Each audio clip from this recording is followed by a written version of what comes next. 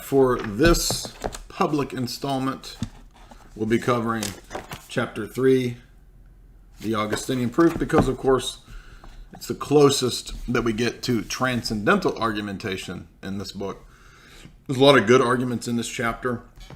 A lot of the arguments that you've heard me use. So I was glad to see Fazer using a lot of these arguments because, of course, there's similarities with transcendental types of arguments in this chapter to the transcendental argument for God. But remember that the transcendental argument for God is not identical to all transcendental arguments. I can make a transcendental argument for the necessity of universals, the necessity of the self, right? That's not the same as the argument at a paradigm level for the necessity of the existence of God. There's a couple places where Fazer comes pretty close, and he will make the divine conceptualism argument that you hear me make all the time. But we're going to supplement it with the real solid version, the tweaked version from St. Maximus. And Fazer is not aware of Maximus. He doesn't know about the Logi doctrine. He doesn't know how the Logi doctrine is different from the exemplar doctrine of Aquinas and so forth. So we're going to point out where things go awry, but we're also going to point out the many, many good places. I'm going to start with the Augustinian proof. Before we do that, I want to remind you guys just of a little bit of the basics here, because we may have some people who are new to these ideas or topics, and they might find a little bit of this obtuse. But we're going to be looking at abstract entities today. Universals, concepts, numbers. You hear me invoke this argument all the time. And that's why I was delighted to finally get to this chapter, because this chapter pretty much makes all the arguments I make. There are arguments in Augustine, so nothing I'm saying is that out of the ordinary. We are taking the argument a little bit further and showing that it directly points to the triune God and not the generic theism God, which is essentially of no use to apologetics whatsoever. What's the point of doing apologetics if we're proving the same God as Islam, Scientology, Jehovah's Witnesses, right? That's a worthless first cause. That's not to say there's not a first cause. It's just saying it's not a good argument. And we will see that these kinds of arguments will be made here in questions and doubts. Now remember that when we are looking at the notion of abstract objects, universals, numbers, concepts, propositions, laws of logic, we're looking at objects that are unlike the objects of our world. So we're going to remember Platonism here. We're going to use Platonism as kind of our exemplar to branch off from. So if we remember Plato's ideas of the forms, Plato thought that the realm of the forms was uniquely simple. It was uniquely one. It is summed up in the monad, right? That first primal unity.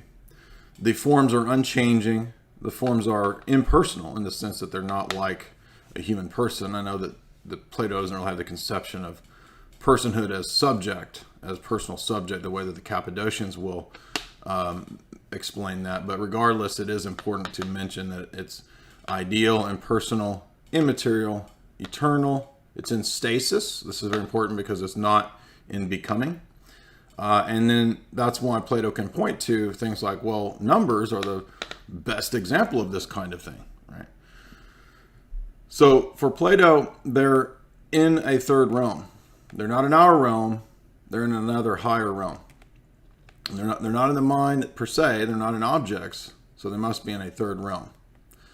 Now, the important part is that when we look at this realm, it's usually characterized by the opposite, right? The realm that we inhabit.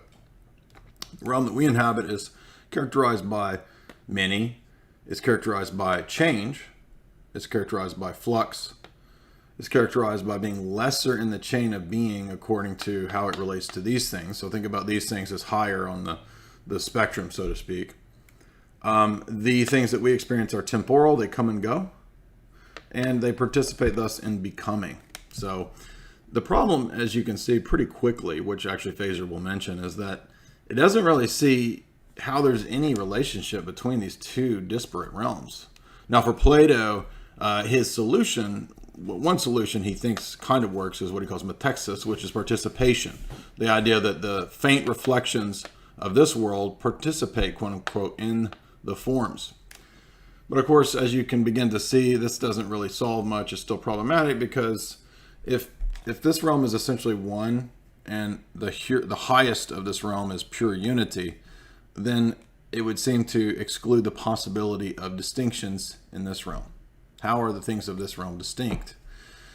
Well, it's just ad hoc. Well, they just are, right? He says, let's look at the solutions to nominalism, the different schools that we could go with. One school he says we could go with is Platonic realism. And you heard me outline that at the beginning. We talked about the forms, Plato's conception of the forms, and we talked about how these aren't really good.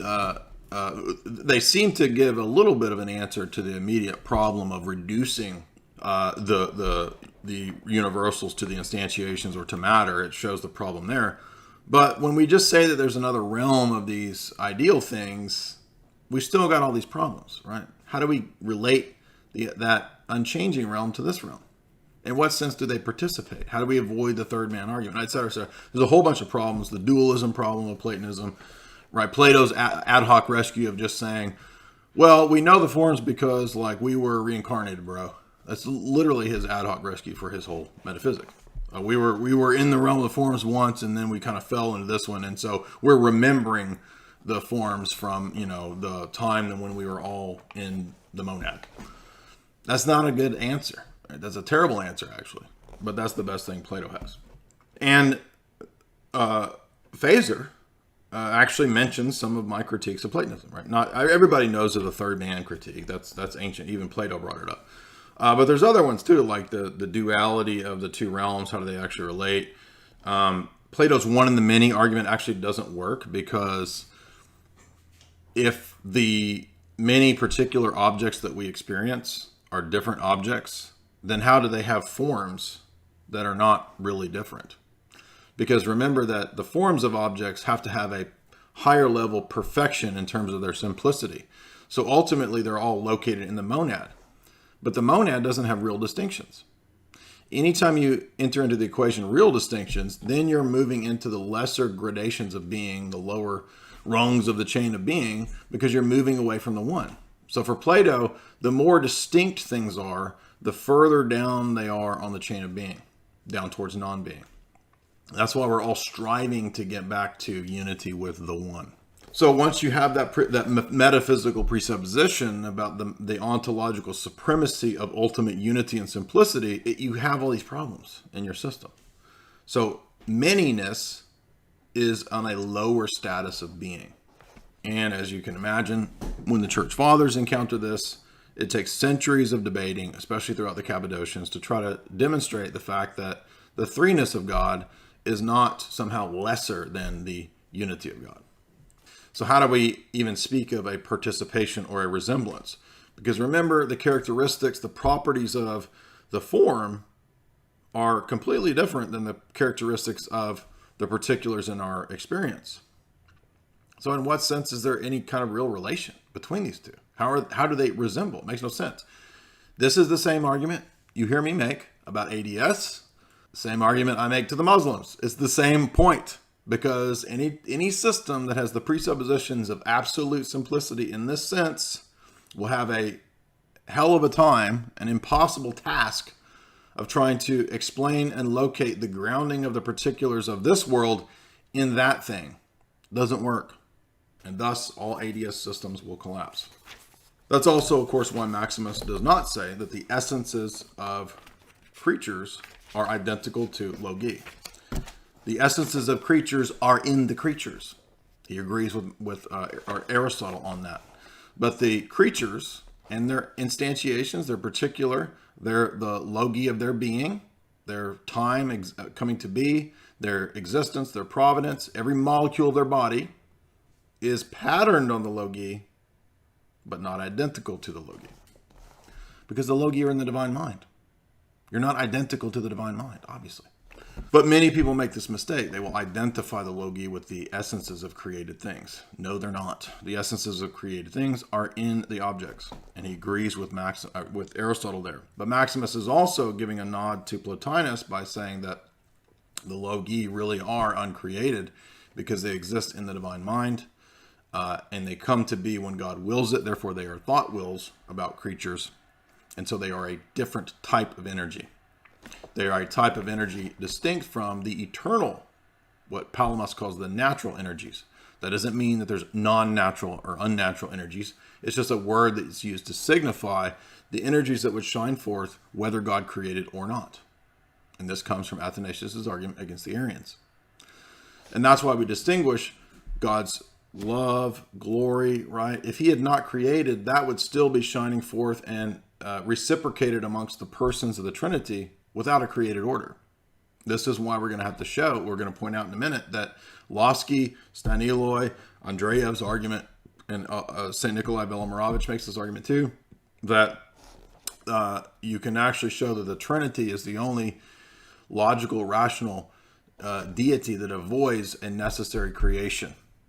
Because if he's God, if he's Lord, who is he Lord and God in relationship to?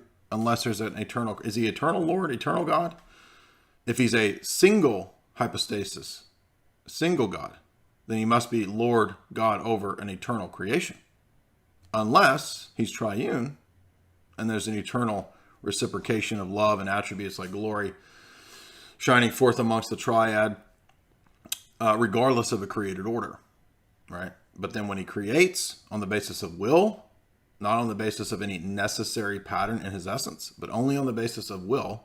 And yes, he did create on the basis of patterns, that you could say, in the divine mind that are called the logi, but he didn't have to bring them to be. He willed to bring them to be. That's why this view is different. But that's precisely where we're going to critique Phaser, because Phaser is not aware of Maximus. He doesn't appear to have any knowledge of Maximus at all. He thinks that really there's just Augustine and Aquinas, and that sums up the whole exemplar doctrine. No, it doesn't. Let's look at now the divine conceptualism argument that Phaser moves to, that you hear me make often, and I'm going to tweak it because I don't think Phaser, he's on the right track here, but he doesn't really take it to the right place because he's still situating all this within, quote, natural theology. For Phaser, this doesn't prove, this proves any kind of God, right? Oh, it's going to prove a generic God that has omniscience. Oh, so Judaism, Islam, what good of an argument is that? But we will give some props because he will mention the fact that the divine conceptual argument that he locates first in St. Augustine, he says that Augustine made the argument that universals, propositions, mathematical and logical truths, necessary and possible worlds, etc., necessary and possible states of affairs, can only be logically grounded in an intellect or a divine mind that is infinite and eternal. Thus, some form of realism has to be true, but the Platonic realism and the Aristotelian realism are severely deficient, and thus all we're left with is some form of a realism in which there's divine conceptualism. And basically what that means is that we're grounding, we're locating and grounding the universals, etc., in the mind of God.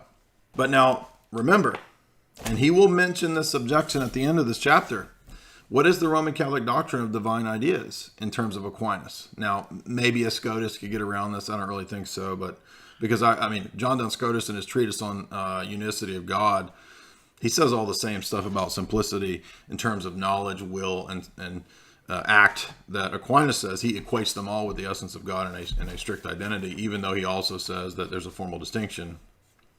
Whatever. I don't think that position avoids the problem, because I think Scotus is drawing quite a bit from Augustine when it comes to some of these ideas. And if that's the case, then you're still going to have the problem of locating the archetypes in the essence of God. In other words, even if you say that the divine ideas are formally distinct, which I'm not sure if Scotus says that, maybe he does, but it doesn't avoid the problem of saying that, but they're really ultimately identical to the essence of God. Either way, it doesn't matter, because it's not Maximus's position, which is the correct position, which is that they are thought wills. So I did want to mention too, even Augustine's argument is lacking, because when Augustine makes this point, again, what is this kind of God? I mean, we don't believe that God is just a singular divine mind, okay, that's absolutely simple and contained all these universals. That's not our view. That's like a Neoplatonic view. But that doesn't work, because our God is the triune God who created the world. I mean, you could hold that view and hold to emanationism. as Neoplatonists. So what distinguishes this view from Neoplatonism? Well, then you have to start injecting things like, well, this God's personal. Ah, yes. Now, if this God's personal, how do we know that it's not still just a singular personal God? That's where you have to bring in Trinity. Not just because of the one and many argument and grounding the one and the many in equal ultimacy in God in terms of the Trinity and the Logi, but also in the sense of what we said earlier about necessary and freely willed creation. The single God, right? If we have the Aristotelian or any sort of monotheistic concept, the strict monotheism in the sense of just one hypostasis, the problem with that position, again, is that, and pretty much, maybe not every case, but a lot of the philosophers and theologians who've held that position, whether Muslim, Jewish, or whatever, they oftentimes will accept the Aristotelian argumentation about eternal matter and eternal creation. Well, that's not our view. We believe in ex nihilo, right? So that's not the same God as we believe, right? And you say, well, but so what? Well, Basil specifically says Aristotle is an idiot and a blasphemer for saying that. And I'm going to show you that. So what we start to realize is that you can't divorce your argumentation of God from what's revealed about God and posit a God who is a great architect working with eternal matter. That's Masonry. That's not our view. So you have to have the whole Christian paradigm. That's what we're arguing for. We're not arguing for Aristotle's great architect of the universe God. An architect works with existing matter. He doesn't create ex nihilo. Oh, well, we'll just tack that on later down the road as Thomas or whatever. No, that doesn't work because those are no good arguments. So we have to argue for the paradigm as a whole, because guess what? None of the concepts that we're using here, universals, mind of God, laws of logic, existence, divine intellect, all of these terms that we're using are situated and explained within the paradigm. None of those terms are neutral. The laws of logic aren't neutral. They only make sense and are coherent within the paradigm as a whole. That's, of course, what Phaser does not get as a Thomist. So as we see, even if we prove a divine mind or whatever, it's still not a very good argument, because any Muslim, any Jew could make that same argument and could argue that the created world is eternal. Now, Basil laughs at that and says that is destructive to your whole argument for monotheism, because now you've given the attribute of eternality and uncreated to matter. But your whole argument was that God alone is God. But if God alone is God, and he's got to be God and Lord over someone or something, then it seems to necessitate an eternal matter or creation that he's God over. Well, now you've made the created world, prima materia, the first heavens, whatever, matter, eternal. Now Basil says, he laughs and he says, now you're an idiot, because you have made in your quest to be a strict monotheist, you've now had to admit that matter takes on a divine property and has to be another hypostasis. So what? You've got eternal God and eternal matter? That's dualism. We all know that there's serious problems for dualism. And if you have that dualist system, then dualism can easily fall into the opposite of itself, because now you've got two eternal principles that necessitate one another. And as you know, from pretty much every dualist system that's ever existed, this tends to lead to the conclusion that they're in tension. Do we need to flee to the first cause, or are we stuck in the realm of matter and flux, you see? So dualist systems are incoherent, they're stupid, they don't work, and the strict monotheistic position, which was intended to avoid polytheism and dualism, ends up falling right into it when you ask about the doctrine of creation. Aristotle himself makes this argument. He says the first mover to be pure act has to be eternally moving something, or else it makes no sense. So he says it has to be the first heavens, an eternal substance or matter, that he's eternally moved. So there's no creation doctrine. So that's not our God. That's Masonry. Did you know Masonry teaches the great architect of the universe? Oh, but look, so imagine using a bunch of Masonic arguments, like as a Christian, let's borrow all the Masonic arguments to argue for what? Thought thinking itself? Come on.